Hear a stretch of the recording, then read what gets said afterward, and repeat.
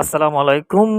সংসদ অধিবেশনে রাষ্ট্রপতি ভাষণ দিলেন, জামাত, এনসিপি ওয়াকআউট করলো এবং বিএনপি বসে বসে দেখলো। এই নিয়ে আপনাদের সাথে কিছু কথা বলবো। আসলে কি আসলে রাষ্ট্রপতির ভাষণ নিয়ে আগেই একটা মোটামুটি প্রতিবাদ জানিয়ে আসছিল জামাত, এনসিপি, কিন্তু বিএনপিটা থেকে চুল পরিমাণ সরল না এবং রাষ্ট্রপতিকে ভাষণ দিতে তারা সংসদে নিয়ে আসলো এবং রাষ্ট্রপতি ভাষণ দিল। আমরা রাষ্ট্রপতি ভাষণে আসলে কি পেলাম? শুরুতে দেখলাম জামাতের, যেটা এনসিপির অদক্ষতার শামিল, জাতীয় সঙ্গীত বাজলো, কিন্তু তারা বসে রইলো। তারা পরে বলছে যে আসলে তারা আওয়াজ শোনে নাই। আসলে এটা একটা মিথ্যা কথা, কারণ জামাত এনসিপির মিথ্যা কথা এটাও একটা বাস্তব প্রমাণ। তো বিএনপি যে বাজিমাত্রা করলো এটা হলো, দেখেন, রাষ্ট্রপতি হলো আওয়ামী লীগের একটা প্রোডাক্ট, ফেসিস্টের প্রোডাক্ট। সেই ফেসিস্টের প্রোডাক্ট দিয়ে বিএনপি বিএনপি সরকারের, জিয়াউর রহমানের এবং খালেদা জিয়ার গুণ কীর্তি গেয়ে শোনালেন এই জাতিকে। বিএনপি কত বড় একটা প্ল্যান করলেন এবং এই প্ল্যানে আসলে বিএনপি সাকসেসফুল। যে চুপ্পু বিএনপিকে, জিয়াউর রহমানকে আওয়ামী লীগ থাকা অবস্থায় কি ধরনের কথাবার্তা বলছেন এটা সবাই কম বেশি জানেন। সে চুপ্পুর মুখে, সে রাষ্ট্রপতির মুখ দিয়ে শহীদ রাষ্ট্রপতি জিয়াউর রহমানকে স্বাধীনতার ঘোষক বললেন, খালেদা জিয়াকে আপসের নেত্রী বললেন, আওয়ামী লীগকে বললেন দুর্নীতিতে চ্যাম্পিয়ন। আর দুর্নীতি থেকে উত্তরণ করার জন্য বিএনপি বারবার দেশের স্বার্থে এগিয়ে আসছে এবং তারেক রহমানের নেতৃত্বে দেশ সুন্দরভাবে এগিয়ে যাচ্ছে। এই ধরনের কথাবার্তাগুলো বিএনপি টেকনিক্যালি ভাবে রাষ্ট্রপতির মুখ দিয়ে বের করে আনলেন এবং এটা আসলে আওয়ামী লীগকে বিশাল একটা একদম চরম পর্যায়ের অপমান করলেন বিএনপির তারেক জিয়া। এটাই তারেক জিয়ার বাজিমাত।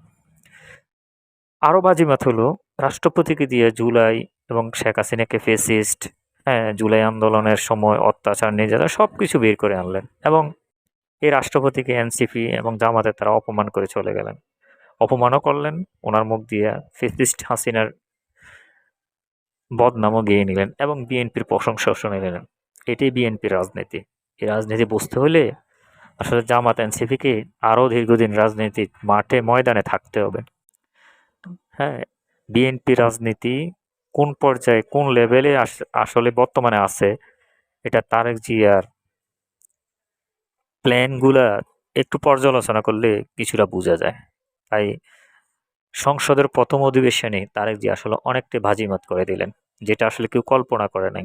রাষ্ট্রপতিকে দিয়ে বিএনপির গুণগান গাওয়ালেন, আবার এই রাষ্ট্রপতিকে এনসিপি এবং জামাতকে দিয়ে অপমান করালেন।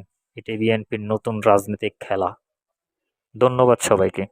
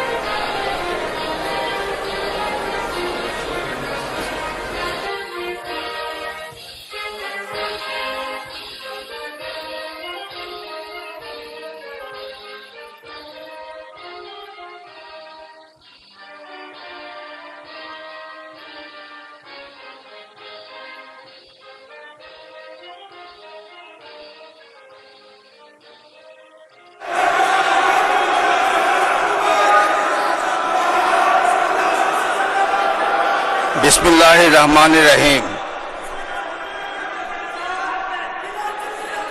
সম্মানিত সংসদ নেতা ও প্রধানমন্ত্রী, জনাব স্পিকার ও ডিপ্টি স্পিকার, হিজ এক্সেলেন্সিস,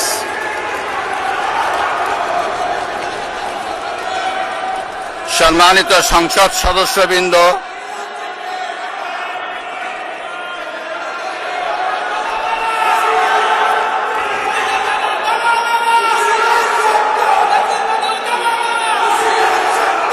আমন্ত্রিত অতিথিবৃন্দ,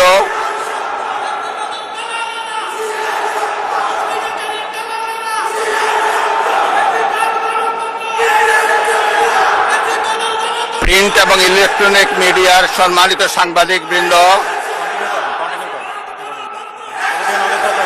আপনাদের সবাইকে জানাই আন্তরিক অভিনন্দন ও শুভেচ্ছা।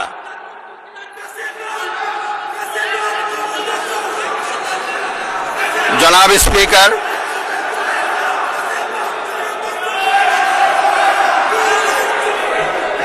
ত্রয়োদশ জাতীয় সংসদের এই উদ্বোধনী অধিবেশনে বাংলাদেশের ইতিহাসের এক ঐতিহাসিক মুহূর্ত।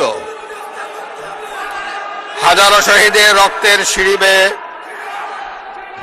দীর্ঘ ১.৫ দশকের ফ্যাসিবাদী শাসনের অবসানের পর একটি শান্তিপূর্ণ, অবাধ, সুষ্ঠু ও নিরপেক্ষ নির্বাচনের মাধ্যমে নির্বাচিত প্রতিনিধিদের নিয়ে এই মহান জাতীয় সংসদের যাত্রা শুরু হয়েছে। ত্রয়োদশ জাতীয় সংসদ নির্বাচনে অংশগ্রহণকারী সকল রাজনৈতিক দল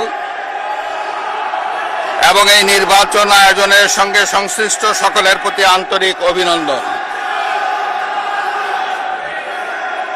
অবাধ, সুষ্ঠু ও নিরপেক্ষ নির্বাচন আয়োজনের জন্য নির্বাচন কমিশন, মাঠ প্রশাসন, আইন শৃঙ্খলা রক্ষাকারী বাহিনী সহ প্রজাতন্ত্রের কর্মচারীদের নিরলস পরিশ্রম এবং নির্বাচনে অংশগ্রহণকারী সকল রাজনৈতিক দল ও ব্যক্তি, আন্তরিক উদ্যোগ এবং সাধারণ জনগণের স্বতঃস্ফূর্ত অংশগ্রহণ গণতন্ত্রের ইতিহাসে একটি উজ্জ্বল দৃষ্টান্ত হয়ে থাকবে।